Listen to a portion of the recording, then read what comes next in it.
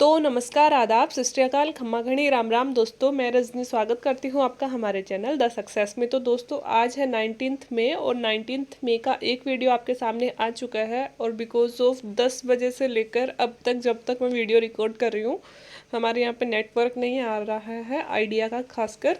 तो बहुत सारा वेट करने के बाद में अब लास्ट में मैंने इसमें रिचार्ज दूसरी वाली मतलब दूसरी जगह रिचार्ज करवाया है कि वीडियो डालना ज़रूरी है। तो वीडियो आज थोड़ा लेट हो गया इसकी वजह से। और क्योंकि मैं न्यूज़ भी नहीं पढ़ पाई थी, एक दो न्यूज़ पेपर मंगवाना पड़ता है, कुछ ऑनलाइन पढ़ना पड़ता है, तो इतनी नहीं पढ़ पाई थी। तो आज थोड़ी सी न्यूज़ कम रहेंगी, तो दोस्तों थोड़ा सा एडजस्ट कर लेना, क्योंकि आप सबको पता है कि ताऊते तूफान का राजस्थान में आगमन हो चुका है और मौसम बहुत ख़राब है और मौसम की वजह से प्रॉब्लम्स हो जाती है नेटवर्क वगैरह में। तो मुझे लग रहा था आ जाएगा बट नहीं आया। फिर मैंने देखा कि कौन सी सिम में नेटवर्क आ रहा है, तो वहाँ से फिर मैंने अलग से रिचार्ज करवा के वीडियो अपलोड मतलब बनाया कुछ वीडियो और फिर अपलोड किया है। तो लेट हुआ उसके लिए सॉरी। और डिस्कशन शुरू करते हैं दोस्तों आज का। तो दोस्तों आज एक वैक्सीन वो बोल दे अपन इंजेक्शन बोल दे या वैक्सीन बोल दे, उसका नाम पेपर में आया था। तो बिकॉज आपको पता है कि ब्लैक फंगस बहुत ज़्यादा चर्चा में है और अब सी के दिनों में तो कोरोना से भी ज़्यादा चर्चा में आ गई। तो इसी का ये इंजेक्शन है, तो इसका आप नाम याद रख लीजिएगा, है ना। क्योंकि हमारे बायो साइंस भी है, मतलब साइंस जो हमारे चलती है उसमें हमारे बायोलॉजी भी है और कुछ ऐसे क्वेश्चन पूछ ले जाते हैं। तो करंट का भी क्वेश्चन हो जाएगा, साइंस का भी हो जाएगा। दवाइयों का नाम आखिर पूछ ही लेंगे। कोरोना गया है, हमें भी नहीं पता कोरोना के बाद में किस तरह के पेपर आने वाले हैं, लेकिन ऑफ कोर्स से बात है, इतनी बड़ी महामारी आई है तो इसमें से बहुत सारे क्वेश्चन तो हमारे लिए आएंगे। तो दोस्तों इसीलिए हर एक जो भी इम्पोर्टेंट चीज़ मुझे लगती है उसका क्वेश्चन मैं बना देती हूँ। तो अम्फो टेरेसिन था ये। अम्फोटेरेसिन क्या है ना। तो अम्फोटेरेसिन दोस्तों यह एक ब्लैक फंगस का इलाज करने वाला एंटी फंगल इंजेक्शन है। ब्लैक फंगस होती क्यों है? फंगस से ही तो होती है ना। फंगस जमा हो जाती है हमारे जो नसें होती है उनमें जाके, जैसे कि आँख की जो पास वाली नसें हैं उनमें जाके फंगस जमा हो जाती है। धीरे धीरे वहाँ पे ब्लड की सप्लाई स्लो होने लगती है और अंत तक कम ही हो जाती है। जब जैसे जैसे फंगस ज़्यादा हो जाती है तो फिर क्या होता है, हमारे आँखों की रोशनी चली जाती है ना। और अगर फिर वो फंगस दिमाग तक पहुंच जाए तो ब्लड दिमाग तक सप्लाई नहीं हो पाएगी और आदमी की डेथ भी हो सकती है। और आपको दोस्तों ब्लैक फंगस के बहुत सारे परिणाम मतलब बहुत सारे केसेस देखने को मिल जाएंगे, रोज़ हम पेपर्स में पढ़ते हैं। तो ये खतरनाक बीमारी है और मतलब बीमारी होती नहीं है, उससे ज़्यादा उसकी जो मतलब डर है वो लोगों में फैल जाता है। और इसी डर की वजह से दोस्तों दवाइयाँ एकदम से काला बाजारी होने लगती है। जो इंसान के रूप में जो भेड़िए घूम रहे होते हैं ना, वो क्या करते हैं, पहले से दवाइयों को छुपाने लग जाते हैं कि अब देखो अपन इतने दिन से न्यूज़पेपर में पढ़ रहे हैं ब्लैक फंगस के केस बढ़ रहे हैं, है ना।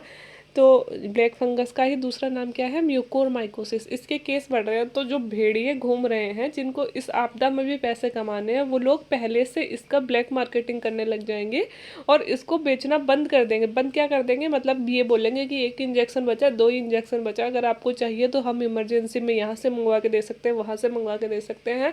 और जो फिर उसकी, क्योंकि हमें ज़रूरी है भाई, जान का सवाल है, ज़िंदगी का सवाल है, आँखों का सवाल है, तो मरता क्या ना करता वाली सिचुएशन हो जाती है। और इस सिचुएशन में हमें चाहिए है किसी भी हालत में वो इंजेक्शन। तो हम क्या करेंगे कि ठीक है कितने भी कीमत पे हमें मिले, तो वो लोग हमसे, आपको सबको पता है रेमडेसिविर के साथ भी यही हो रहा था, ऑक्सीजन की कमी हो गई थी तो सिलेंडर्स के साथ भी यही हो रहा था, कंसनट्रेटर के साथ भी यही हो रहा था। मतलब जिस भी चीज़ की डिमांड बढ़ती है दोस्तों उसकी कालाबाजारी होने लगती है। बिकॉज सरकार तो हर जगह नहीं पहुँच सकती, चाहे वो केंद्र सरकार हो, चाहे वो राज्य सरकार हो, चाहे वो पुलिस हो या कोई भी हो, सरकार हर जगह नहीं पहुंच सकती। इंसानियत हम लोगों में भी तो होनी चाहिए। बट दोस्तों आपको पता है इंसानियत लोगों में ख़त्म होती जा रही है और ऐसी चीज़ों का दोहराव बार बार होता जा रहा है। इसी वजह से दोस्तों कुछ तो इस इंजेक्शन का प्रोडक्शन कम होता था। बिकॉज पहले ब्लैक फंगस इतनी होती नहीं थी, बहुत रेयर केस होते थे। मेडिकल वालों का भी कुछ का इंटरव्यू था, वो कह रहे थे कि मुश्किल से कभी कभार कोई इंजेक्शन खरीदने आ जाता। तो हम 2-3 इंजेक्शन से ज़्यादा मेडिकल में नहीं रखते हैं। बट अब डेली इसके केसेस आ रहे हैं और डेली इंजेक्शन की डिमांड बढ़ रही है, तो उपलब्धता कम हो गई है दोस्तों। तो अब वापस से ये जो कंपनीज है जो ब्लैक फंगस का इंजेक्शन बनाती है वो वापस से मतलब इसका प्रोडक्शन करने लगी है ना। तो पिछले पिछले हफ्ते से इस इंजेक्शन की उपलब्धता कम हो गई है। तो अब जो कंपनीज इसका प्रोडक्शन कर रही है दोस्तों, तो वह इंजेक्शन हमें मिलेगा 4500 से 12,000 की कीमत तक इसकी कीमत होगी इस इंजेक्शन की। तो आप समझ सकते हो कितने महंगा इंजेक्शन है। और कम से कम भी शायद 4 ऐसे इंजेक्शन होते हैं जो लगवाने पड़ते हैं, वो डॉक्टर को सलाह देगा जितने लगवाने पड़ते हैं। लेकिन दोस्तों अगर ये इंजेक्शन नहीं लगवाया जाए और मतलब ब्लैक फंगस को टाइम पे नहीं देखा जाए कि टाइम पे ही पता चल जाता है तो ठीक है। ये इतनी खतरनाक बीमारी भी नहीं है, कुछ डरने वाली भी नहीं है। अगर हमारे शरीर पे थोड़े थोड़े से वो चिकते जैसे होने लगते हैं ना, रेड रेड, अगर हमारे नाक के आसपास में, आंखों के आसपास में या स्किन पे कहीं भी, जिसको कोरोना हुआ है अभी अभी या फिर होके ठीक हुआ है ना, या फिर हो रहा है, उसको अगर ऐसे चिकते अगर दिखने लगे और आंखों की रोशनी में हल्का भी धुंधलाहट आने लगे तो तुरंत हमें पता होना चाहिए ब्लैक फंगस के लक्षण है और तुरंत हमें जाना पड़ेगा डॉक्टर के पास में। तो ये फंगस है दोस्तों, इसका आसानी से दवाइयों और इंजेक्शन के माध्यम से इलाज हो सकता है। लेकिन अगर हम इन चीज़ों को इग्नोर करते हैं और थोड़ी ज़्यादा टाइम हम ले लेते हैं, डॉक्टर नहीं मिल पाता या जो भी है, तो उसकी वजह से दोस्तों जब इसका इन्फेक्शन बढ़ने लगता है ना, तो इसका फिर एकमात्र इलाज होता है ऑपरेशन करना। तो अगर आप सोचिए कि अगर ये मतलब मुंह है हमारा और ये नसें यहाँ तक जा रही है और इसमें फंगस आ गया तो इंजेक्शन हमारे यहाँ से करना पड़ेगा। तो इतना भयंकर, मतलब आप अगर यूट्यूब पे या फिर गूगल पे अगर ब्लैक फंगस जो बीमारी है उसकी फ़ोटोज़ एक बार ओपन करके देखोगे तो आपसे देखा नहीं जाएगा, इतनी भयानक। मतलब ऑपरेशन के बाद में लोगों की हालत होती है, कई लोगों की आंखें भी निकालनी पड़ी हैं जान बचाने के लिए। तो दोस्तों कोई भी बीमारी हो जब तक गंभीर नहीं होती, जब तक कि हम लोग उसे इग्नोर नहीं करते, इग्नोर करने लगते हैं जब कोई बीमारी गंभीर होती है। अगर हम इग्नोर नहीं करते टाइम पे, हम अपने शरीर का, हम अपने फैमिली का ध्यान रखते हैं, तो कोई भी बीमारी, चाहे वो कोरोना हो, ब्लैक फंगस हो, हम आसानी से उस पर मतलब विजय पा सकते हैं। ठीक है, तो आप ये याद रखिएगा, अम्फोटेरेसिन, अम्फोटेरेसिन एक इंजेक्शन है जो एंटी फंगल इंजेक्शन है और ब्लैक फंगस को कम करने के लिए उपयोग में लिया जा रहा है और मार्केट में अभी इसकी उपलब्धता कम हो गई, इसलिए चर्चा में आया है। ठीक है दोस्तों, कांग्रेस के एक विधायक ने, राजस्थान की राजनीति अक्सर चर्चा में रहती है ना, पूरे भारत में ही राजस्थान की राजनीति चर्चा में रहती है।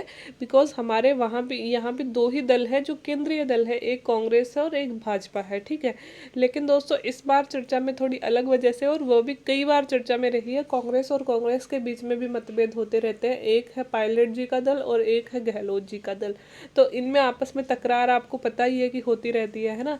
तो वही तकरार एक बार फिर से सामने आई है दोस्तों कि पायलट दल के एक विधायक थे कांग्रेस के, किस विधायक ने सदस्यता से त्यागपत्र दे दिया है, तो इनका नाम है दोस्तों हेमाराम चौधरी।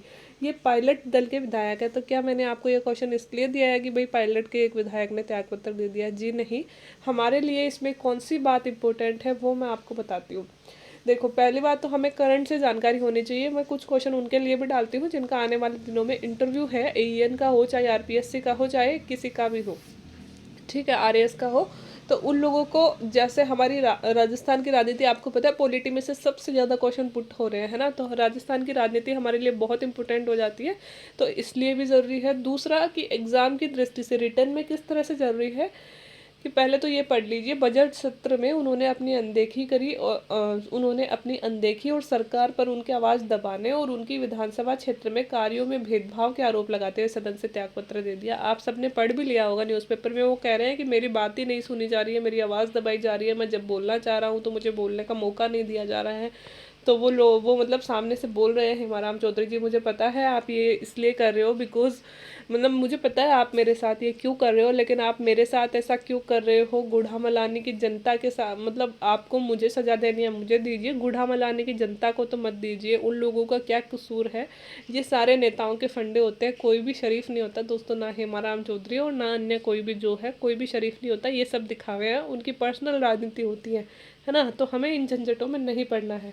लेकिन दोस्तों हमारे लिए यह ज़रूरी है कि विधानसभा का कोई सदस्य या कोई विधायक है जो क्या स्वेच्छा से त्यागपत्र दे सकता है, और दे सकता है तो कौन सा अनुच्छेद है जिसके तहत वो दे सकता है।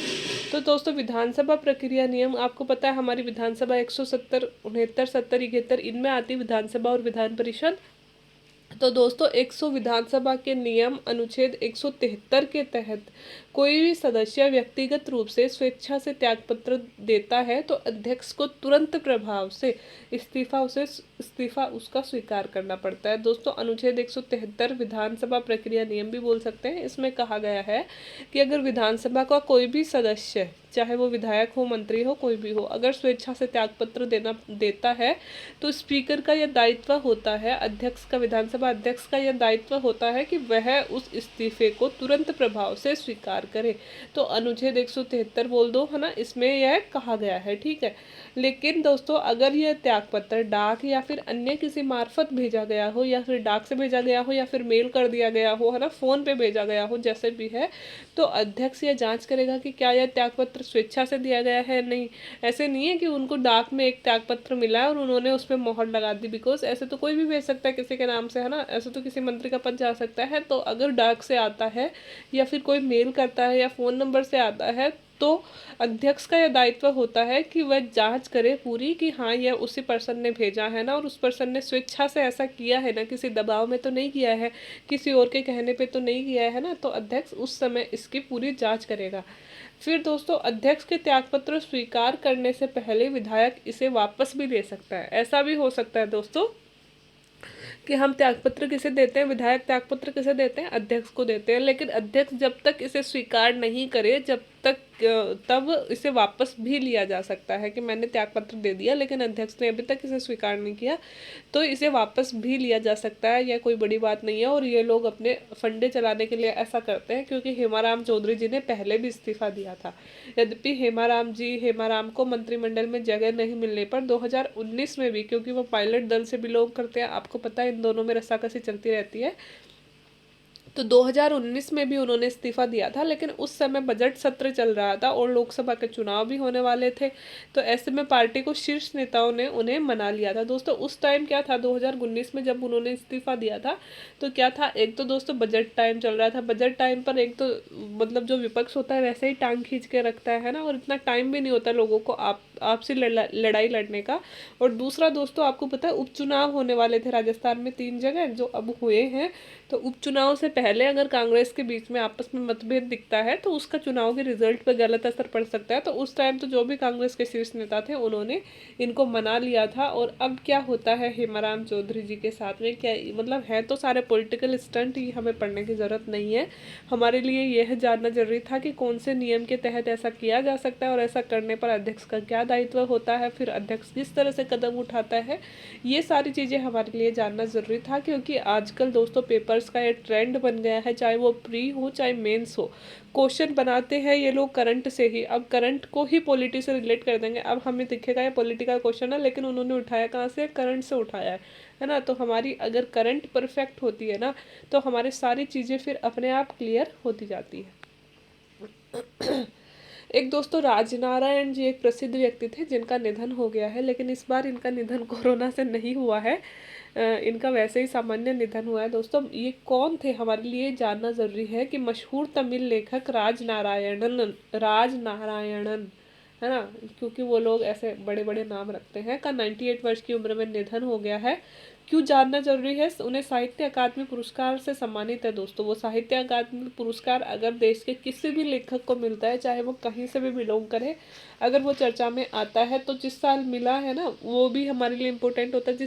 जैसे कि इस बार का साहित्य अकादमी अवार्ड किसे मिला है, तो वो चाहे उड़ीसा का हो, चाहे राजस्थान का हो, चाहे कहीं का भी हो, तो उस पर्सन के बारे में जानकारी होना हमें ज़रूरी होता है। और अगर पुराना कोई लेखक है, जैसे अभी उनका निधन हो गया, लेकिन इन्होंने, क्योंकि सबसे बड़ा पुरस्कार है ये साहित्य जगत का, तो इन्हें यह पुरस्कार मिला है, तो इनके बारे में जानकारी हमें होनी चाहिए।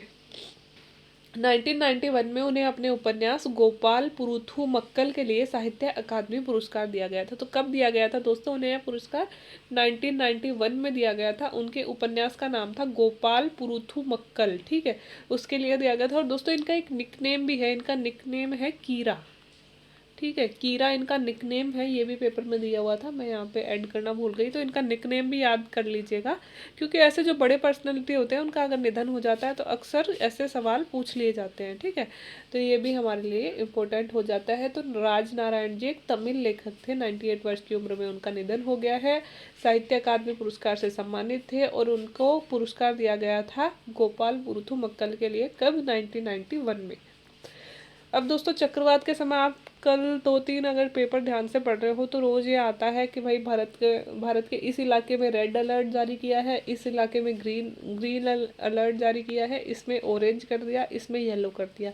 तो क्या होते हैं ये अलर्ट्स और किस तरह की चेतावनी ये देते हैं, क्योंकि आपको पता है ताउते भी कम चर्चा में नहीं रहा, इससे जितना कोरोना चर्चा में रहा है उतना ही ताउते चर्चा में रहा है। हर एक व्यक्ति के मुंह पे नाम है ताउते का। इतना शायद चर्चा में मुझे लगता ही नहीं है कोई और तूफान रहा है, और है भी भयानक। जैसा हम तटीय इलाकों में देख रहे हैं, इसने बहुत ज़्यादा तबाही मचाई है और बहुत ज़्यादा नुकसान किया है। हमारे राजस्थान में तो इतना नहीं है, बहुत कम है हमारे राजस्थान में, तो फिर भी हमारे इधर भी 11-12 घंटे से लगातार बारिश हो रही है, कल रात से लेकर अभी तक भी बारिश रुकी नहीं है। तो ऑब्वियसली मई के महीने में इतनी बारिश बहुत कम होती है, मतलब होती है लेकिन इतनी लगातार बारिश बहुत कम होती है, तो है तो खतरनाक। लेकिन हमारे यहाँ पे नुकसान पहुँचाने जैसा कुछ नहीं हुआ, लेकिन जो तटीय क्षेत्र है, महाराष्ट्र हो गया, गोवा हो गया, है ना, इनमें इसने बहुत नुकसान पहुँचाया है। तो दोस्तों ये जो रैंकिंग है, सबसे पहले जारी कौन करता है, फिर कितनी तरह की रैंकिंग जारी की जाती है और उनके क्या क्या अर्थ होते हैं, ठीक है, ये हम देख लेते हैं। तो दोस्तों ये हमारा जारी करता है इंडियन मेट्रोलॉजिकल डिपार्टमेंट, IMD, इसे हम भारतीय मौसम विभाग भी बोलते हैं, ऊपर शायद मैंने लिखा भी है। चक्रवात के समय भारतीय मौसम विभाग ने कौन कौन सी चेतावनी जारी करता है, तो दोस्तों IMD इसे हम शॉर्ट फॉर्म में बोलते हैं, इंडियन मेट्रोलॉजिकल डिपार्टमेंट के द्वारा 4 तरह की चेतावनी दोस्तों कोई भी तूफान या आपदा आती है तब जारी किया जाता है आने से पहले। तो ये कौन कौन सी होती हैं दोस्तों, ये 4 होती हैं, एक ग्रीन अलर्ट, एक येलो अलर्ट, एक ऑरेंज अलर्ट और एक रेड अलर्ट, ठीक है। तो ग्रीन अलर्ट जहाँ होता है दोस्तों, वहाँ पे सब कुछ ठीक है, ऑल इज़ वेल, कोई चेतावनी वेतावनी की ज़रूरत नहीं है, वहाँ पे कोई तूफान भी नहीं आने वाला, और अगर कुछ हल्की फुल्की बारिश भी होती है तो नुकसान नहीं होने वाला, तो वहाँ पे मौसम सामान्य रहेगा, ठीक है। अब अगर येलो अलर्ट जारी हो जाता है तो मौसम खराब हो सकता है, अतः जागरूक रहने की ज़रूरत है। बहुत ज़्यादा कुछ नुकसान पहुँचाने वाला भी नहीं है, बहुत ज़्यादा खतरनाक भी नहीं है, लेकिन जैसे हमारे राजस्थान में हुआ था, हमारे यहाँ पे ऑरेंज और येलो अलर्ट ही था, हमारे दक्षिणी राजस्थान में ऑरेंज अलर्ट था, और हमारे सीकर, चूरू, झुंझुनू, जयपुर, अजमेर, चूरू में तो है ही नहीं, सीकर, जयपुर, अजमेर, इन संभाग में क्या था कि सीकर तो संभाग ही नहीं है, जयपुर है, अजमेर है, इनमें क्या था, इनमें था येलो अलर्ट, ठीक है। तो येलो अलर्ट का मतलब है मौसम खराब हो सकता है, तो जागरूक रहें, ठीक है।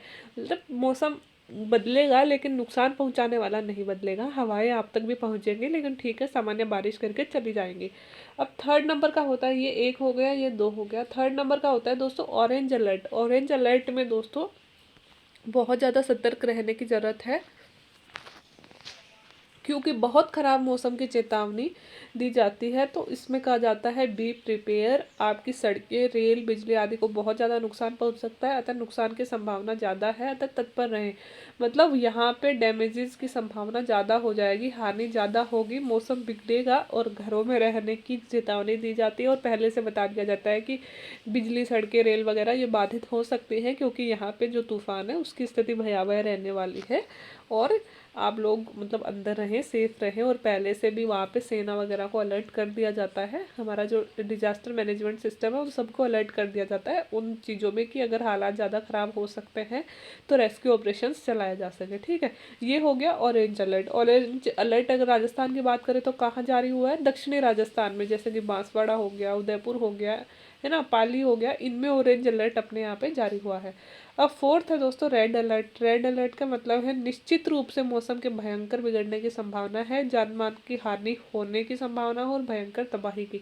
मतलब यहाँ पे जो तूफान है उसका चरम रहने वाला है, यहाँ पे मौसम भयानक बिगड़ने वाला है, और मतलब कितना भी बच लो, लेकिन जिस तरह के मतलब रेड अलर्ट अभी कहाँ पे जारी है, हमारे जो तटीय इलाके हैं इनमें, जैसे महाराष्ट्र में, गोवा में, गुजरात में, है ना, इनमें रेड अलर्ट जारी किया गया है। इनमें निश्चित रूप से मौसम बिगड़ेगा, तूफान की हवाओं की गति यहाँ पे 170-75 के बीच में होगी, और यहाँ पे नुकसान पहुँच सकता है। तो यहाँ पे पहले से दोस्तों सारे सिस्टम कर दिए जाते हैं, तटीय इलाके खाली करवा लिए जाते हैं, लोगों को सेफ स्थान पे पहुँचा दिया जाता है, रेस्क्यू ऑपरेशंस के लिए टीम बना ली जाती है, पहले से ये सारी वार्निंग कर दी जाती है। तो 4 तरह के अलर्ट दोस्तों, रेड, ऑरेंज, येलो और जो एक हो गया ग्रीन अलर्ट, है ना। तो रेड में भयंकर खराब होगा, ऑरेंज में खराब होगा लेकिन रेड से कम होगा, ठीक है।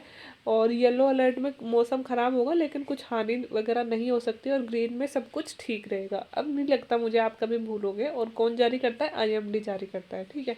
तो अगर कहीं भी डिजास्टर से संबंधित कुछ आए या फिर अलर्ट से संबंधित कुछ आए तो आप इसका अच्छा आंसर दे सकते हैं, ठीक है। आगे चलते हैं दोस्तों। एंटीसिपेटरी बेल क्या होती है? आज ये चर्चा में थी, आज क्या मतलब 2-3 दिन से ही चर्चा में है। तो सुशील कुमार वाली स्टोरी मैंने आपको पहले भी सुनाई थी और अभी भी मतलब पता भी होगा आपको, पेपर्स में आ रही है कि जो हमारे एथलीट थे उन्होंने सागर राणा नाम के एक पहलवान की हत्या कर दी है मार मार के। तो दोस्तों सागर राणा के परिवार ने उनके खिलाफ हत्या का मुकदमा दर्ज करवाया है, और जिस दिन से मुकदमा दर्ज हुआ है उस दिन से सुशील कुमार जी छुपते फिर रहे हैं। मतलब पुलिस उनको ढूंढ रही है लेकिन वो सॉरी पुलिस उनको ढूंढ रही है लेकिन वो मिल नहीं रहे हैं, है ना। तो जब तक पुलिस उनको ढूंढती है तब तक कल जो सुशील कुमार जी की तरफ से दोस्तों उनके वकील ने एक अग्रिम जमानत मतलब एंटीसिपेटरी बेल की याचिका दी थी मतलब कोर्ट में, लेकिन कोर्ट ने उस याचिका को नकार दिया है और कहा है कि जो केस है उनके खिलाफ वो सीरियस है और उस ऐसे केसों में एंटीसिपेटरी बिल मान्य नहीं होती है, ठीक है। तो दोस्तों हमारे लिए यह ज़रूरी था कि सुशील कुमार को बेल मिली या नहीं मिली, नहीं हमारे लिए बिल्कुल ज़रूरी नहीं था। बस हमारे लिए जो चर्चा में है वो जानना ज़रूरी है। लेकिन यहाँ बताने का मकसद ये है कि एंटीसिपेटरी बेल आखिर होती क्या है ना, संविधान में इसके लिए क्या प्रावधान है। तो वही मैंने इसीलिए ये क्वेश्चन दिया है। किसी भी व्यक्ति विशेष द्वारा जेल में जाने से पहले अगर यह गुहार लगाई जाती है कि मुझे जेल जाने से पहले ही बेल दे दी जाए तो उसे अग्रिम जमानत कहते हैं। कई बार दोस्तों क्या होता है, कई फेमस पर्सनैलिटीज होते हैं उनके खिलाफ में झूठे झूठे केस बना दिए जाते हैं। तो संविधान ने हमें एक सुविधा दी है कि अगर आपको लगता है कि आपके खिलाफ झूठा मतलब झूठे टाइप का केस है और अगर आप सक्षम हो तो आप एंटीसिपेटरी बिल ले सकते हो। सक्षम हो मतलब आपको ऐसे मतलब पैसे भी लगते होंगे इसमें, पैसों का तो मुझे नहीं पता, लेकिन मतलब ये इसलिए दी गई है कि अगर किसी व्यक्ति के खिलाफ में झूठा केस दायर हो गया है या फिर किसी भी तरह का केस दायर हो गया है लेकिन वो जेल में नहीं जाना चाहता, उसे लगता है कि जेल में जाने से उसकी जो पब्लिक इमेज है उसको बहुत ज़्यादा नुकसान पहुंच सकता है। बड़े बड़े नेता अक्सर ये करते हैं कि उनके खिलाफ अगर कोई मतलब ऐसा केस दर्ज होता है तो वो एंटीसिपेटरी बेल ले लेते हैं। तो क्योंकि उनकी जो पब्लिक इमेज है उसको बहुत ज़्यादा हानि हो सकती है इसकी वजह से। तो इस वजह से दोस्तों एंटीसिपेटरी बिल की व्यवस्था की गई थी कि कोई झूठा केस हो किसी बड़े राजनेता के खिलाफ, एवं ही आकर किसी ने केस दर्ज करवा दिया तो जब तक उसकी पूरी जांच नहीं होती है तब तक वो क्या करते हैं, एंटीसिपेटरी बिल ले लेते हैं ताकि उनकी पब्लिक इमेज को नुकसान नहीं पहुंचे, है ना। तो इस तरह के केसों के लिए दोस्तों अग्रिम जमानत लाई गई थी और उन्हें जेल में जाना नहीं पड़ता और उनके खिलाफ केस चलता रहता है और फिर वो कोर्ट में जाके अपने पक्ष विपक्ष में जो भी बोल रहा हूँ वो देते रहते हैं। और फिर जब कोर्ट का फैसला जो आएगा उसके खिलाफ अगर वो दोषी होंगे तो उन्हें जेल में जाना पड़ेगा और दोषी नहीं होंगे तो जेल में नहीं जाना पड़ेगा। इस तरह से उनकी इमेज खराब नहीं होती है, वो बच जाते हैं। क्योंकि आज भी कहीं ना कहीं जेल में जाना हमारे मतलब समाज में एक धब्बा सा माना जाता है कि अगर जेल में चला गया तो वो अपराधी हो गया, जबकि हमारे यहाँ पे सिर्फ साफ लिखा गया है कि जेल में जाने का मतलब अपराध करना नहीं होता है। जेल में जाने का मतलब होता है किसी ने आप में मुकदमा लगाया है और पुलिस का हक है कि वह उस मुकदमे की जांच करेगी। बाकी निर्णय जब तक कोर्ट हमें प्रूव्ड नहीं करता कि आप अपराधी हो, जब तक हम अपराधी नहीं होते हैं। लेकिन अपने यहाँ पे नॉर्मली ये इमेज बन जाती है कि अगर किसी पे मर्डर का इल्ज़ाम लग गया और वो जेल में चला गया तो हम यही मान लेते हैं कि हाँ उसने ही मर्डर किया है, चाहे उसने किया ही ना हो, है ना, चाहे उसे झूठे केस में फंसाया गया हो। लेकिन लीगल रूप से जब तक कोर्ट में साबित नहीं हो जाता जब तक वो अपराधी नहीं होता है ना। तो इसलिए अग्रिम जमानत की व्यवस्था की गई थी। अगर बात करें दोस्तों हमारे CRPC कानून की, तो CRPC की धारा 438 में दोस्तों यह जमानत लेने का हक हमें देती है। तो यह आपके लिए जानना जरूरी है, कई बार पूछ लिया जाता है ना, कि कौन सी धारा है। अगर कोई केस चर्चा में है तो हमसे पूछ ली जाते हैं। तो CRPC की धारा 438 है दोस्तों जो हमें एंटीसिपेटरी बेल लेने की जमानत मतलब जो हक है वो देती है। और विधि आयोग की बात करें, अगर हमारे लॉ कमीशन की बात करें, तो लॉ कमीशन की 41वीं जो रिपोर्ट थी, 41वीं रिपोर्ट थी, उसमें यह सिफारिश की गई थी कि भाई ऐसे भी एक बेल की व्यवस्था होनी चाहिए।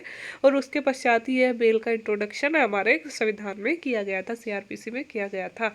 तो 438वीं धारा है और 41वीं लॉ कमीशन में यह सिफारिश की गई थी। तो दोस्तों 5 ही क्वेश्चन आज मेरे बन पाए हैं। उम्मीद है आपको अच्छे लगे होंगे। थोड़ा सा वीडियो शायद छोटा रहेगा आज, क्योंकि मतलब आपको पता है कि सिचुएशन आज मौसम की वजह से ख़राब थी, तो नेट का यूज़ मैं नहीं कर पाई। तो इसकी वजह से अब अगर मैं न्यूज़ बनाती तो बहुत ज़्यादा लेट हो जाता, तो इसकी वजह से थोड़ी सी छूटी रहेगी न्यूज़। बाकी कल हम कर लेंगे मैनेज, जो भी बची होगी मैं कल ले लूँगी, ठीक है। तो वीडियो देखने के लिए थैंक यू सो मच। अगर अच्छा लगा हो वीडियो तो please like share and subscribe my channel. Thank you.